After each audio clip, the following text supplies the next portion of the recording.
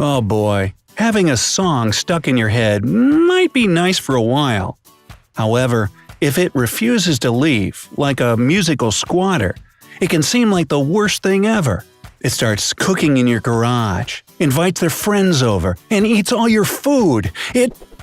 Sorry, I got carried away. Keep watching to learn the curious reasons why songs get stuck in your head and how you can successfully achieve some peace and quiet. Don't forget to click the subscribe button and turn on notifications to join us on the bright side of life. So, the way songs get stuck in our heads is a strange business.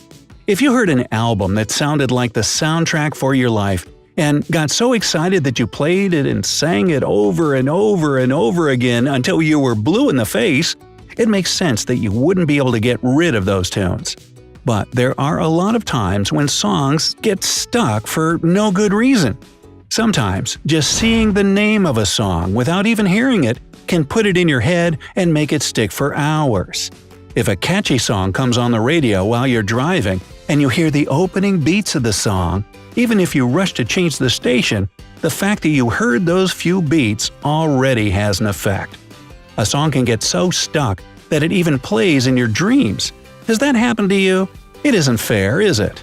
Sleep is supposed to be the one place where you could escape the song. When a song is in your head every waking hour and also in your sleep, it can start to get pretty annoying.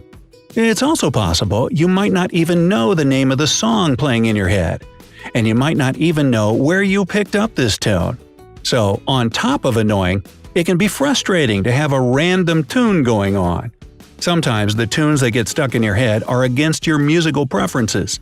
You might morally object to the lyrics of a song, but the tune can be so catchy that you find yourself humming it without realizing it. So, why does this happen?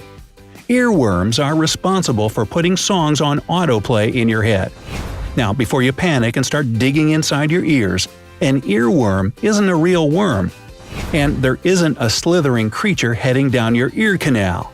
Unless you're watching Star Trek II: The Wrath of Khan, which features a real earworm. Yuck! It's merely a figure of speech. But like a real worm writhing inside your body and causing discomfort, an earworm can cause annoyance and even anger. Removing the intruder will take some heavy yanking.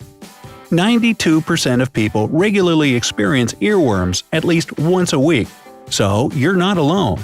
Earworms vary by intensity, with most lasting between 15 to 30 seconds, though it can seem like a lot longer when it's playing several times a day.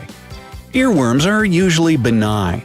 Rarely, some people experience earworms for years, though this is usually a sign of a psychological condition like obsessive-compulsive disorder.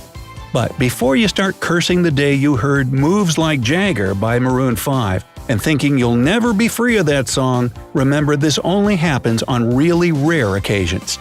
Most of the earworms people catch are very simple in nature.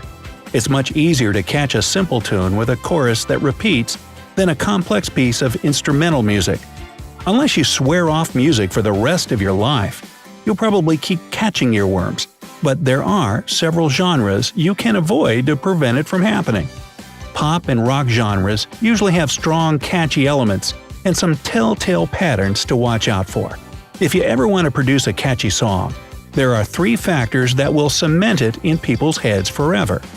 According to a study by researchers from Durham University, published in the journal Psychology of Aesthetics, Creativity, and the Arts, many earworm songs are upbeat in tempo. They are the type of song you can dance to, or at least tap your foot to, so slow songs are less likely to be catchy. The song also has unique intervals that separate it from all others. Think about the rah rah rah in Bad Romance by Lady Gaga, or the guitar riff in Don't Stop Believin' by Journey. The catchiest songs are also neither too simple nor too complex. Interestingly, this idea is explored in the field of psychology, and is called the Goldilocks effect. It shows how infants seem to prefer to do tasks that are neither too easy nor too hard, but have just the right amount of an engaging factor. Earworms seem to be scientifically designed to get stuck. Though it seems there's no escaping earworms, there is some hope to stop the song playing in your head on repeat. Chew some gum. According to a study conducted by the University of Reading, chewing gum can help. They actually study this stuff. The experiment exposed college students to super catchy tunes, and those who chewed gum reported fewer earworms. While you're chewing, the brain is engaged with the parts of your body responsible for speech, your mouth, tongue, and teeth. Since you aren't actually singing, your brain becomes less able to create musical memories. Next time a catchy song begins to play in your head, don't wait. Chew a bit of gum. Opt for sugar-free gum if you don't want to be jacked on sugar, or if you don't want to start hearing Sugar Sugar by the Archies. Sing a different song. Sometimes all you want is silence, so singing a different song might not sound like a good solution. However, some songs can be so darn catchy that they just won't leave, so you have to pick your battles. Think about it before you start singing any old song.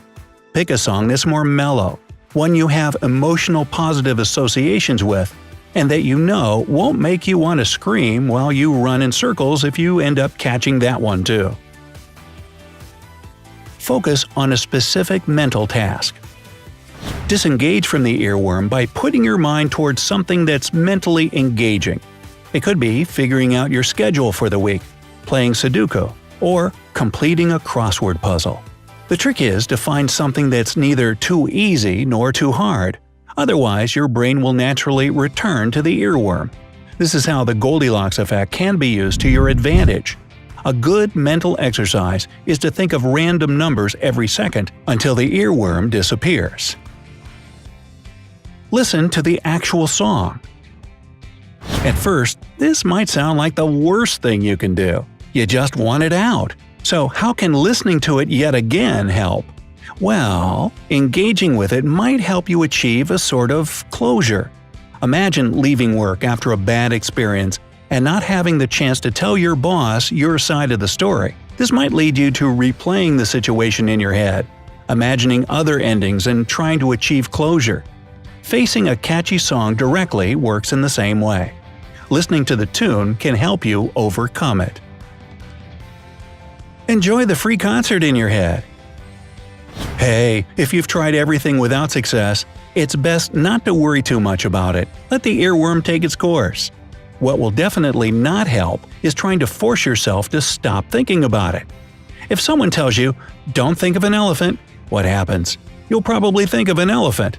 If someone tells you not to think of "Somebody That I Used to Know" by Gautier, well, sorry, now it'll probably be playing in your head all day long. The lesson is that if you become too focused on forgetting a song, all you'll do is make it more stuck. On the bright side, earworms can improve a person's mood. According to UK researchers, 2/3 of earworm experiences are considered to be positive or neutral. It might help people get through a boring task, make the time pass faster on a slow day, or energize them.